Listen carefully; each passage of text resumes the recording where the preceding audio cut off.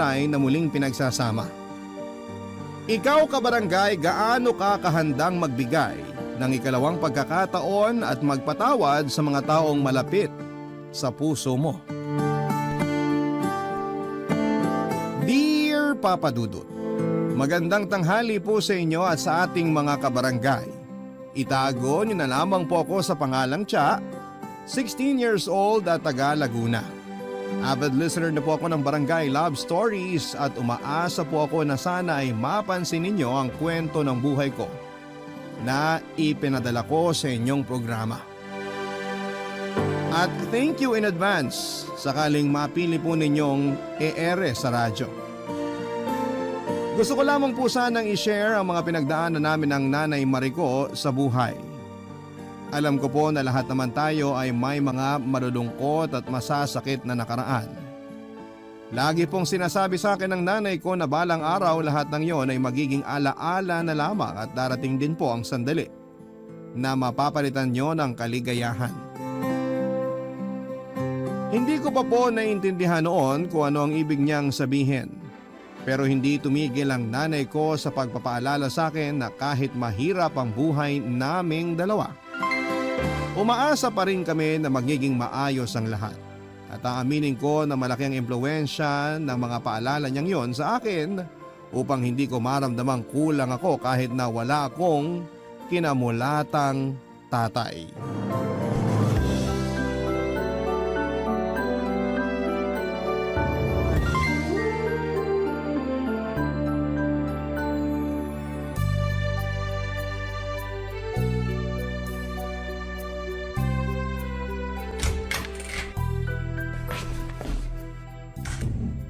Nay, nandito na po ako. O anak, mabuti dumating ka na. Mano po, Nay? Kumusta na po ang pakiramdam nyo? May lagnat pa po ba kayo? Wala na. Effective yung gamot na pinainom mo sa akin kanina. Ay, mabuti naman po kung ganon. Nag-aalala po kasi ako sa inyo pero ayaw nyo namang magpaalaga sa akin. Ayun, buong araw ko kayong inisip habang nasa school ako. Ikaw talaga. Siyempre, mas importante pa rin ang pag-aaral mo, nak. Di ba kamo may exam kayo? Nung isang gabi ka pa nga nagre-review eh. Kaya alam ko na mahalaga sa'yo yon. Pero mas mahalaga pa rin po kayo sa akin, Nay. Paano na lang kung may nangyaring hindi maganda sa inyo rito habang nasa school ako, di ba? Hindi ko po makakaya kung pati kayo mawawala sa akin. Hindi ko po alam ang gagawin ko, Nay. Maayos na naman si nanay. Tsaka hindi pa ako kukunin ng Panginoon dahil marami pa akong dapat gawin. Isa na doon ang igapang ang pag-aaral mo hanggang makatapos ka sa kolehiyo. Kaya nga kahit maganda kuba na ako sa pagtatrabaho, titiisin ko. Alang-alang sa'yo, anak. Ay, nandun na po tayo. Pero wag niyo naman pong pagurin ng sarili niyo. Balita ko, hindi kayo kumakain sa tamang oras, tapos nagpapatuyo rin kayo ng pawis sa likod. Talagang magkakasakit po kayo niyan, Nay. Wala po ako lagi sa tabi niyo para paalalahanan kayo ng mga bagay na sinasabi niyo rin sa akin. Oo, tingnan mo tong batang to. Biglang ako naman ang pinagalitan. Hindi po ako nagagalit. Nagpapaalala lang po ako. Hindi ba sabi nyo, kahit alam na natin ang isang bagay, importante pa rin na may nagpapaalala sa atin? Kaya nga kahit nanay ko kayo at anak nyo ko, hindi po ako magsasawa o mapapagod na magsabi sa inyo, nanay. Mahal na mahal ko po kayo. Tsaka ayoko may mangyaring masama sa nag-iisa kong magulang. Nakakataba naman ang puso na marinig yung mga salitang yan mula sa'yo, nak. Napakaswerte ko kasi dumating ka sa buhay ko. Kung wala ka, sigurado nabaliw na ang nanay. Nay naman eh. Siyempre, mahirap na nga ang buhay tapos mag-isa pa ako. Ako rin naman po, masisiraan po ako ng ulo kapag nawala kayo. Kaya please lang po, sa susunod makikinig na kayo sa akin para hindi na rin kayo nagkakasakit. Baka po nakakalimutan nyo, nagkakaedad na po kayo. Naku, hindi ko naman nakakalimutan na tumatanda na ang nanay mo. Hindi pa naman ako ulyanin. Saka huwag ka nang masyadong mag-alala. Tatandaan ko na ang mga sinabi mo, promise yan. Sige, Nay. Noted po yan, ha? Ay, o nga pala, Nay. May dala po akong pagkain.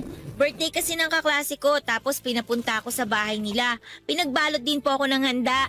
Matutuwa kayo kasi may spaghetti dito. Sandali lang po maghahain lang po ako. Nako, mukhang mapaparami ang kain ko nito. Tama po yun, Nay. Bumawi po kayo ng kain para lumakas po kayo kaagad. Papa Dudut, matagal nang hiwalay ang mga magulang ko. Wala pa ako noon sa mundo nang iwan ni nanay si tatay dahil nananakit ito. At bago pa siya nito mapatay ay naisipan na niyang umalis sa poder nito, kaso ay naiwan naman kay tatay ang nooy 3 taong gulang kong kapatid na si Ate Eileen. Hindi po alam ng nanay ko na ipinagbubuntis niya ako noon. At huli na bago niya yon nalaman. Kung tutuusin ay nalagay pa po sa alanganin ng buhay namin pareho nang lumabas ako sa tiyan ni nanay sa 7 buwan ng pagbubuntis niya. Tandang-tanda ko pa noon na na-ER ako at kinailangan niya ng malaking halaga para mabuhay lamang ako. Sa kabila ng lahat ay thankful pa rin si nanay dahil hindi kami noon pinabayaan ng may kapal. Sa pagpapatuloy po ng aming buhay, nangamuhan lamang po si nanay at madalas ay kasama niya po ako sa trabaho niya hanggang sa magkaedad ako dahil wala namang magbabantay sa akin. Kung hindi naman po siya magtatrabaho, pareho kaming mamamatay sa gutom. Kaya nga kahit doble yung hirap ay nagtiis po si nanay para maitaguyod lamang ako, Papa Dudut. Bilang anak ay walang araw at gabi na hindi ako naging proud sa siyang may-ari rin ng maliit na kwarto na inuupahan namin.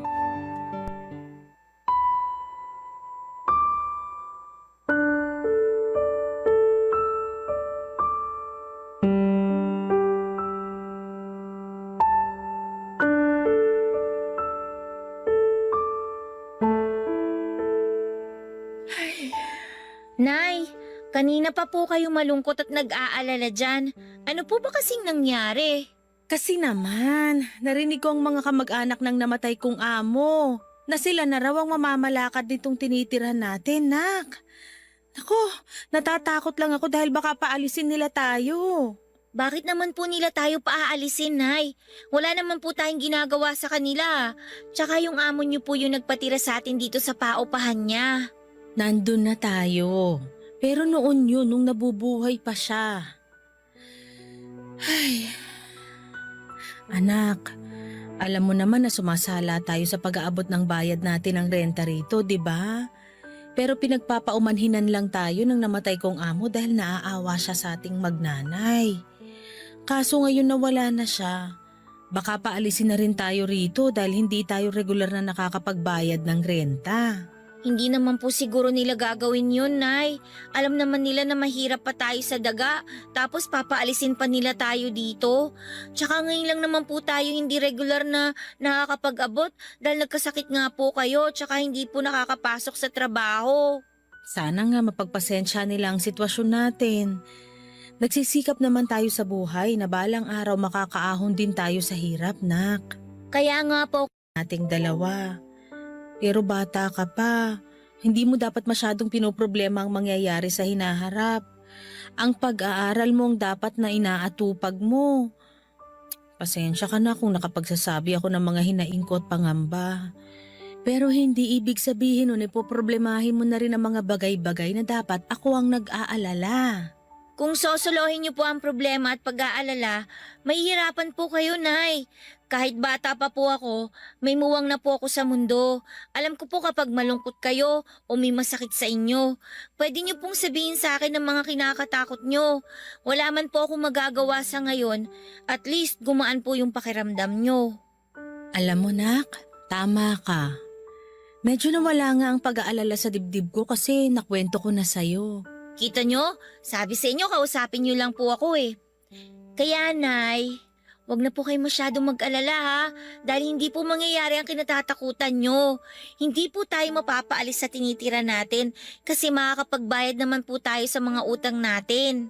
Tama yun. Bukas na bukas makikipag-usap ako sa kanila.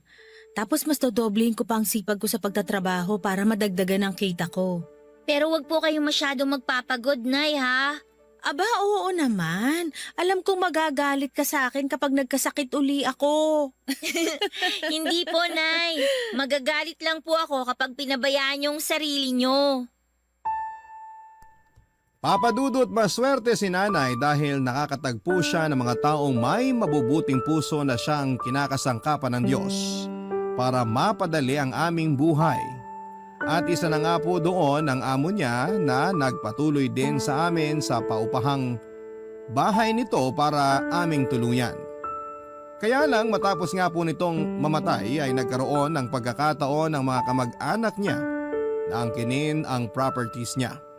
Kasama na po doon ang mga paupahan niya.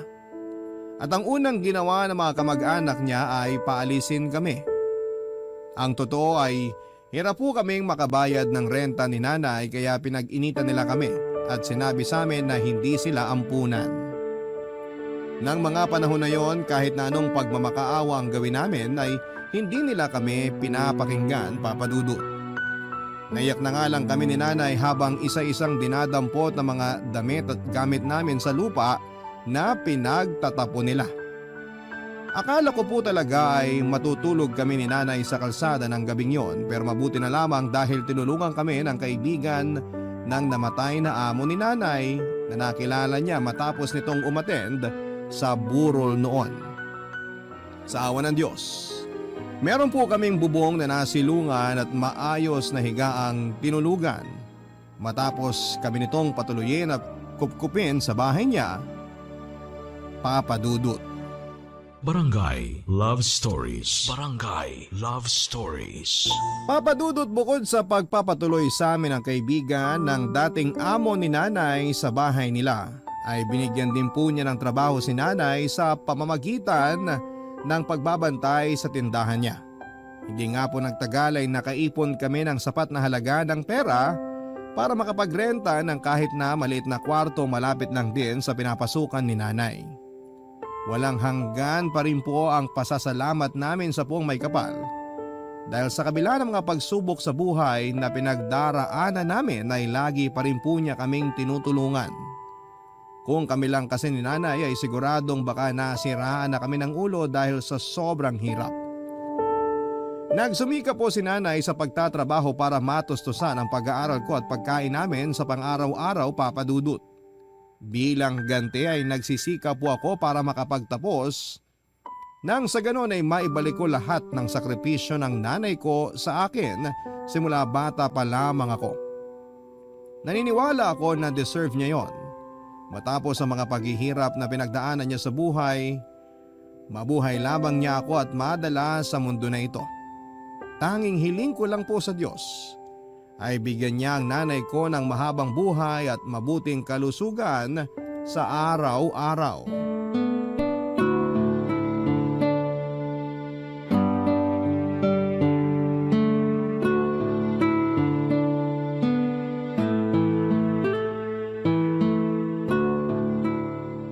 Nak, napakaswerte pa rin natin kasi meron at meron pa ring mga tao na kinakasangkapan ng Panginoon para tulungan tayo, no? Opo, Nay. Naniniwala po ako na merong Diyos na tutulong sa atin, lalo kapag kailangan natin siya. Pero hindi ko pa rin po mapigilang mapaisip Tungkol saan naman, Nak? kung bakit po merong mga masasamang tao. Katulad na lang ng mga kamag-anak ng namatay niyong amo na nagpalis sa atin dun sa tinitira natin. Hindi po ba sila naaawa sa atin? Wala na po ba talaga silang konsensya? Bakit kailangan nila tayong tratuhin na parang maruruming hayop?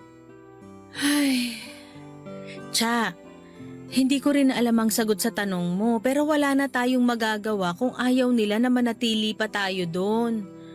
Kung tutuusin, mas mabuti ang kalagayan natin ngayon eh. Nandun na po tayo. Pero paano kung hindi tayo tinulungan ng kaibigan ng dati niyong amo? E di sa kalsada po tayo natulog. Hanggang ngayon po, hindi ko pa rin po ma-imagine na magpalipas tayo ng gabi sa kalye. Paano na lang kung may nangyaring masama sa atin doon, Nay? Eh paano na lang kung umulan ng malakas? Wala po tayong masisilungan at magkakasakit po tayo. Hindi naman yun nangyari kasi kinaaawaan pa rin tayo ng Diyos. Pero naisip ko, sana matagal na pong naawa sa atin ng Diyos, Nay. Ano naman ang ibig mong sabihin, nak? Ang ibig ko pong sabihin, sana matagal na po niya tayong tinulungan na magkaroon ng sarili nating bahay para hindi na po tayo palipat-lipat. Kasi kahit sanay na tayo sa ganun, nakakapagod pa rin po eh. Anak, nasa ating mga gawa ang katuparan ng mga pangarap natin sa buhay. Katulad ng sinasabi mong pagkakaroon natin ng sariling bahay. Ang Diyos, patnubay natin siya at pag-asa para magpatuloy at magsumikap sa buhay. Saka imbis na questionin mo siya, dapat nga magpasalamat ka sa kanya kasi hindi natin naranasan yung sinasabi mo na matulog sa kalsada o mapahamak doon, maulanan at magkasakit. Mapalad pa rin tayo dahil nagpadala siya ng mga tao para tulungan tayo. Sorry po, Nay, kung masyado po ako nag-isip ng hindi magaganda. Ayos lang yun, nak. Lahat naman tayo dumarating sa punto na madadaig ng mga problema. Pero lagi pa rin nating isipin na lilipas ang lahat. Meron pa ring mga mabubuting tao na tutulong sa atin. Balang araw, gusto ko po ako naman yung tumulong sa kapwa ko kasi alam ko yung pakiramdam na nangangailangan. Mangyayari yon kapag nagsumikap ka at hindi mo kukwestiyonin ang plano ng Diyos sa'yo, anak. Oo, mahirap sa umpisa pero wala tayong hindi malalagpasan kapag kasama natin siya. Salamat po sa palaging pagpapaalala. Malaking bagay po yung mga payo nyo, lalo kapag nakakalimot ako. Ikaw din naman, lagi mo akong pinapaalalahanan. Saka, sino-sino pa ba ang magtutulungan? Tayong dalawa rin naman, di ba? Opo, Nay. O siya, tama na nga tong usapan na to. Mabuti pa tulungan mo na ako maghain doon para makakain na tayo.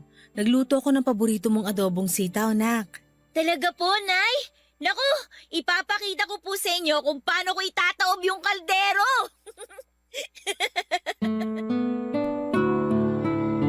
Papadudot naniniwala pa rin po ako na likas na mabuti ang bawat nilalang ng Diyos. Kasi kahit mas marami yung mga masasama at malulungkot na balita sa telebisyon at social media, ay meron pa rin pong iilan na mababait at pilit na nagpapakabuti. Pero minsan kahit na anong pangaral sa akin ni nanay na lahat ng tao ay ganon o kahit papaano ay merong kabutihan sa puso, ay hindi ko po yun may apply sa sarili kong ama. Bata pa lamang ay lagi ko nang iniisip na masama siya. Kasi kung totoong mabait siya ay hindi niya hahayaang masira ang aming pamilya. Kung totoong mahal niya si nanay ay hindi niya ito paulit-ulit na sasaktan. Madalas ay naiinggit po ako sa mga kaibigan ko na biniyayaan ng mabuti at mapagmahal na tatay. Naitatanong ko sa Diyos, ano kayang pakiramdam na may tinatawag na tatay o papa sa pamilya? Lagi-lagi ko pong iniisip ang mga bagay na yon, pero ayoko namang bumalik pa si tatay sa buhay namin dahil pakiramdam ko ay mas magiging doble ang pasakit na pagdadaanan namin ni nanay. Kaya lang ay mapagbiro ang kapalaran dahil isang araw ay bigla ko na lamang naabutan sa inuupahan namin ni nanay ang tatay ko o Papa Dudut.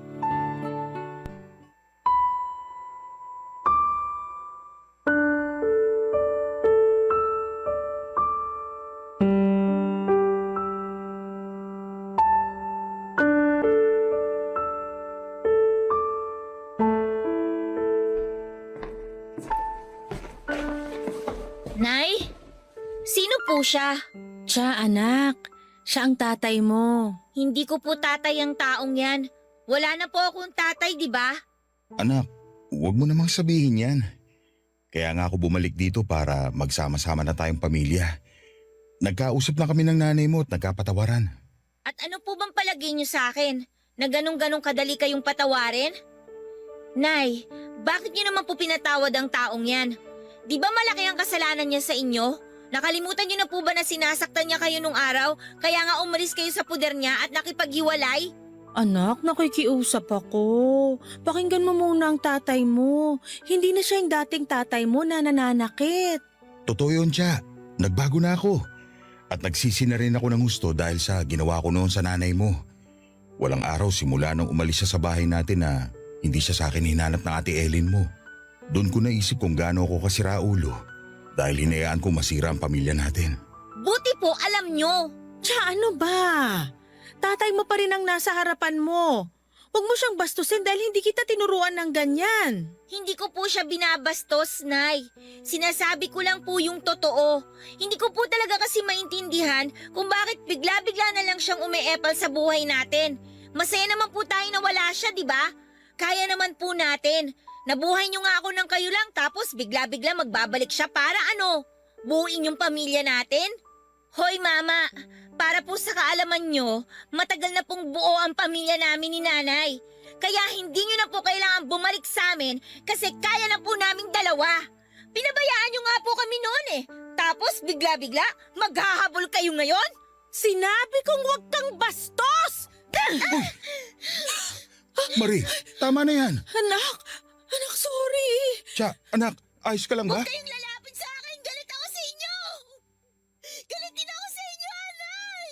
Sorry, Nak, hindi ko sinasadya. Kung gusto niyo magsama po kayo, basta ako hindi ko pa matatanggap ang taong yan! Tsa, sandali! Kakausapin ko na lang siya kapag kalmado na siya. Paano kung hindi niya ako matanggap? Paano kung hindi na mabuo ang pamilya natin? Huwag mo na lang munang masyadong isipin ang tungkol sa bagay na yun. Sa ngayon, bumawi ka sa anak mo. Iparamdam mo sa kanya na nagsisisi ka na sa ginawa mo at desidido ka na mabuo ang pamilya natin uli. Papa Dudut, sabihin niyo na po na masama akong anak dahil sa naging asal ko at pananalita sa tatay ko. Pero masisisi niyo ba ako? Buong buhay ko ay wala akong itinuring na ama tapos ay bigla-bigla na lamang na walang pasabi na magbabalik siya sa buhay namin ng nanay ko. Kung nasikmura siya ng nanay ko na patuloyin sa pamamahay namin, kausapin at ituring na parang bisita, pues ako po ay hindi. Ni ayaw ko nga siyang tignan sa mga mata at ayaw kong pakinggan ang mga sinasabi at pakiusap niya. Alam ko na may magsasabi dyan na tatay ko pa rin siya kahit pagbali-balik ta rin kuma ng mundo. Oo, nando na tayo sa hindi mawawala na magkadugo kami at siya ang dahilan, Papa Dudut, kung bakit ako nabubuhay ngayon.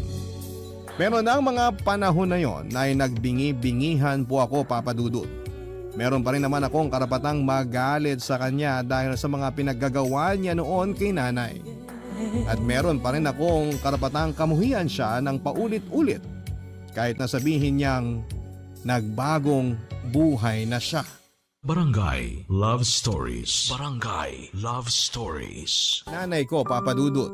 Siya na nga itong ginawa ng masama ng tatay ko ay siya pa rin ang unang tumanggap at nagpatawad dito. Nang mga panahon na yun ay aaminin ko na kahit siya ay kinaiinisan ko. Hindi ko po kasi maintindihan kung bakit napaka-rupok niya.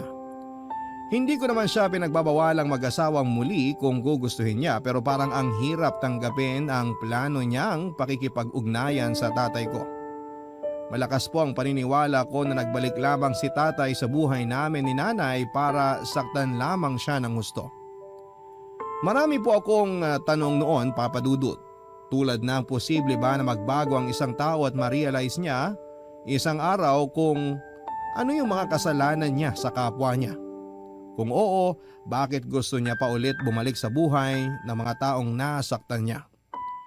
Hindi ba niya alam na yung paghihiwalay nila ng landas ang pinakamabuting regalo niya para sa mga taong nagawa niya ng masama? Yun po ang eksaktong damdamin ko ng panahon na yon tungkol sa pagbabalik ni tatay sa buhay namin. At kahit na nga sabik na sabik akong mabuo ang pamilya namin kasama ang ate ko ay hindi mawala-wala ang takot sa puso ko na baka sa umpisa lamang masaya tapos mas masakit pala sa dulo.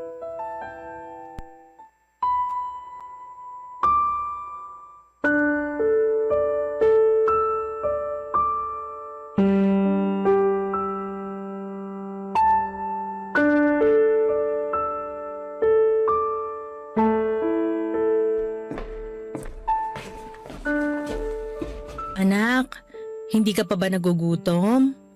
Nagluto ako ng paborito mong ulam. Nakahain na dun sa mesa. Okay lang po ako, Nay. Hindi pa po ako gutom. Tsaka kailangan ko po kasing tapusin tong assignments ko eh. Deadline na po kasi sa makalawa. Ay, galit ka pa rin ba sa akin? Nay naman eh. Alam niyo naman po na hindi ko kayo kayang tiisin, di ba? Tsaka, hindi po ako galit. Naiinis lang po ako. Naiintindihan ko kung saan nanggagaling ang inis mong yan. At pasensya ka na kasi binaliwala ko ang feelings mo, anak. Tapos nasaktan pa kita. Hiyang-hiya ako sa sarili ko matapos kong gawin sa'yo yun. Kasalanan ko rin naman po kasi naging bastos ako. Tama po kayo nang sabihin yung hindi niyo ako pinalaki ng ganon. Kaya palagay ko dapat lang talaga na sampalin niyo po ako. Ikaw talaga? Hindi nga kita pinadadapuan sa lamok nung baby ka pa kasi sobrang selan mo kaya. Kaya pasensya ka na talaga, anak ha. Wala na po yun. Apology accepted. Pero Nay, ano po bang plano niyo? Sigurado na po ba kayo na may kipagbalikan kayo kay tatay? Ang sa akin lang naman po, paano po kung saktan niya ulit kayo? Hindi ko po siya mapapatawad pag nangyari yun. Nakikita ko naman sa tatay mo na sincero siya sa mga sinasabi niya sa akin, nak. Alam mo ba nung nagkausap kami, humingi kagad siya ng tawad sa akin. Umiyak din siya at kulang na lang magmanikluhod siya sa harap ko. Inawat ko na nga lang kasi ayoko namang gawin niya yun. Oo, may kasalanan siya sa akin nun. Hindi pa rin naman mawawala yung takot sa dibdib ko na baka isang araw maulit-uli yung naranasan ko sa mga kamay niya kapag pinabalik ko siya sa buhay ko at sa pamilya natin. Kung mangyayari yun, hindi ko mapapatawad ang sarili ko lalo kung idadamay ka pa niya. Kaya nga nagdadasal ako sa Diyos. Humingi ako ng patnubay sa kanya kung tama ang desisyon ko na bigyan pa ng tsansa ang tatay mo para makasama natin. Sa huli, magaan ang dibdib ko, anak. Kaya alam ko rin na tama ang desisyon kong yun. Bukod doon, miss na miss ko ng ate mo, nak. Hindi ko siya nakita at nakasama ng mahabang panahon. Pero alam ko naman na hindi ko pwedeng ipilit sa'yo na tanggapin uli ang tatay mo. Mahalaga sa akin ang kapakanan mo. Nay, mahalaga rin po sa akin ang kapakanan nyo. At kung mas magiging masaya kayo sa second chance na binigay nyo kay tatay at sa pamilya natin, susubukan ko po na tanggapin siya. Nandun pa rin po yung alinlangan. Pero alam ko na sa likod po natin ng Diyos. Hindi niya po tayo pababayaan. Kasi hindi naman niya tayo pinabayaan, di ba? Salamat, nak, dahil malawak ang pangunawa mo. Sobrang proud na proud ako sa iyo sa mga bagay na handa mong isang tabi alang-alang sa ating pamilya. Mahal na mahal kita. Mahal na mahal din po kita, Nay. At wala akong hindi kayang gawin para po sa pamilya natin. Papadudot matapos po ang pag-uusap namin yon ni nanay ay aaminin ko na nahiya ako sa sarili ko at sa asal ko. Hindi naman po kasi talaga tama na hayaan kong mamayani ang galit sa puso ko lalong-lalo na sa sarili kong ama. Hindi naman po talaga sagad sa buto ang galit ko sa kanya. Siguro ay mas nangingibabaw lang sa akin yung takot dahil ayoko nang masaktan muli kami ng nanay ko dahil sa pag-asa na mabubuo ulit ang aming pamilya. Pero mabuti pa rin po ang Diyos dahil pinatunayan niya sa amin ni nanay na merong mga pagkakataon sa buhay na ibinibigay kapag nararapat na ang panahon. At yun po ang pagkakabalikan nila ni tatay. Kitang-kita ko naman po ang effort ng tatay ko na makabawi sa amin ni nanay at mas maging mabuting padre di pamilya sa amin. Kaya kahit nasa pag-a-adjust pa rin ako ay hindi ko naman po tuluyang sinarado ang puso ko. Na balang araw ay mapapatawad ko na po si tatay at mabubuong muli ang pamilya namin nila nanay.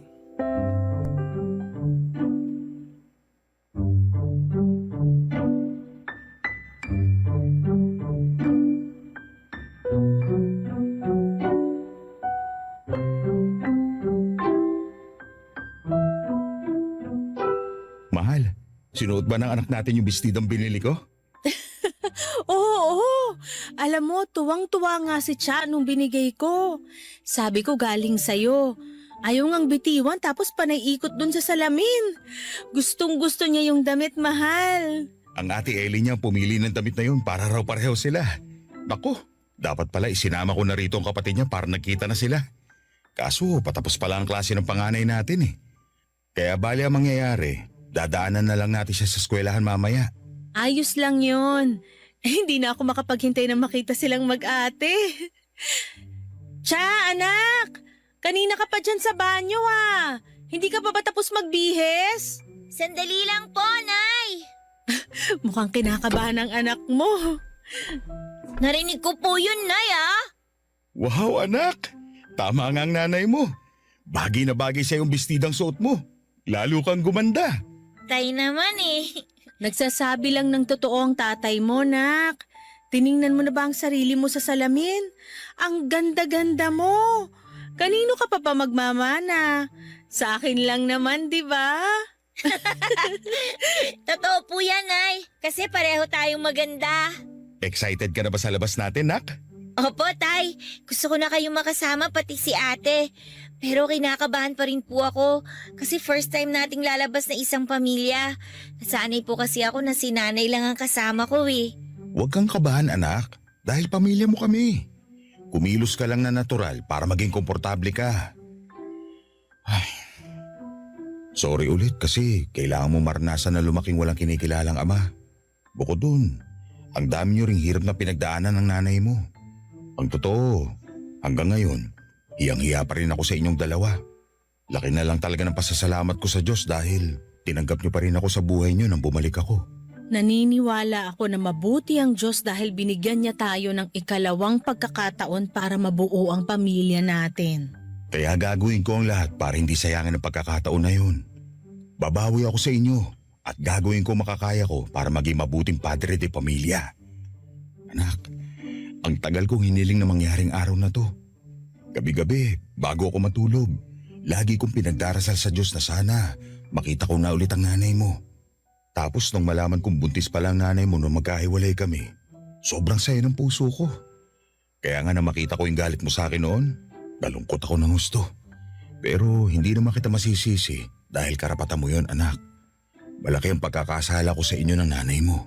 Nakaraan na yon, mahal. At nagkausap na kami ni Cha. Matalino ang anak natin. Naiintindihan niya ang sitwasyon. Tama po si nanay. Ang mahalaga po sa akin ngayon, mabuo po ang pamilya natin. Mahal na mahal ko kayo ng nanay mo, Cha. Mahal ko rin po kayo. Namin po ni nanay, Tay. O paano? Alis na tayo? Naghihintay ng ate Ellen mo, nak. Excited na yun na makita kayo ng nanay mo. Tara na po, Nay, Tay. Sunduin na po natin si ate. Papa Dudut, alam kong sinabi ko na hindi ko mapapatawad ang tatay ko. Pero iba pa rin po sa pakiramdam na walang sama ng loob at hinanakit sa sarili mong magulang. Hindi po madali yung process ng trust na ibinibigay ko kay tatay para tuparin niya ang pangako sa amin ni nanay na magiging mabuting padre de pamilya na siya. Pero sa abot ng makakaya ko ay sinusubukan ko pong umasa na mas magiging mabait sa amin ang kapalaran. At sa wakas ay tuluyan na kaming mabuo. Sa kasalukuyan, Papa Dudut, ay masaya po ang aming pamilya ni nanay kasama sina tatay at ate Ellen. Kaya nga na-inspired po ako na mag-share sa Barangay Love Stories ng storya namin para kaaliwan at kapulutan ng aral ng ating mga kabarangay. Masaya po ang puso ko na magpatawad at masasabi kong magaan ang loob ko.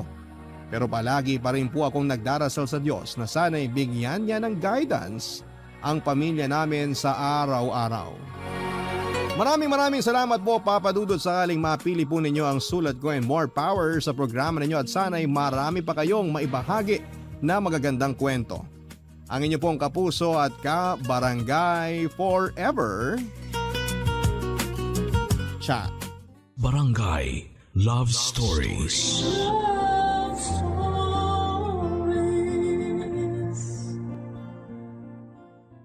Barangay LS 97.1. 97.1. Number 1. forever.